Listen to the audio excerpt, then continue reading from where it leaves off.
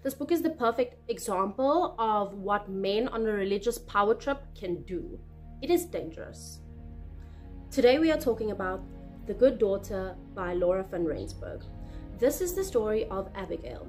Abigail wakes up and her house has burnt down.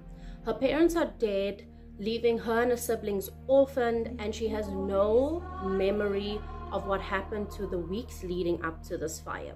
Abigail is part of the New American Baptist Church cult. She does not know that she is in a cult. She is in denial. Okay, she comes across this reporter named Summer, and Summer is doing a little podcast about this cult.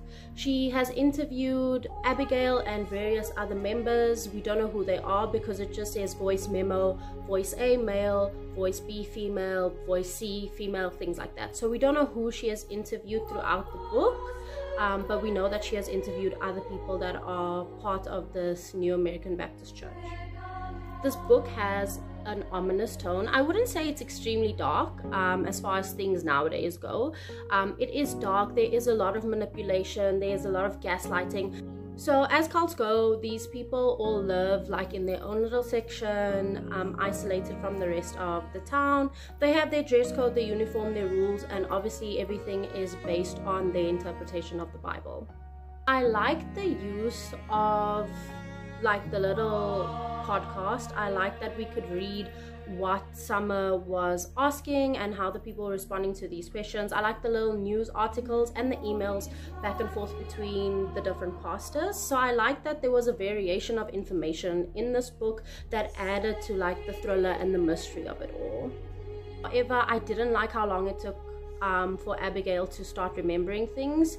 I feel like it was dragged out a little bit and we could have gotten to the point a lot sooner. I do like the relationship between Summer and Abigail and the contrast between these two characters. I thought that was something nice, and I found myself identifying with a little bit of both of these characters, which is weird because they are like polar opposite. Although this book has a happy ending, and I will tell you that, spoiler alert, sorry, it is an example of how desperation can lead women to stay with men that aren't really good for them, and the effect that that has on their children. Overall, I rated this book 3 out of 5 stars. I like thrillers, I like psychological thrillers. Where it lost stars for me was just the pacing, but overall I really enjoyed this book. It is also like a trade, which usually I read paperbacks, but I actually did like the font size. So that made it nicer to read for me. I enjoyed that it was a trade. I enjoyed the font size. I know that has nothing to do with like what's inside here, but it was what I enjoyed. Take it, leave it, I don't really care. That's The Good Daughter.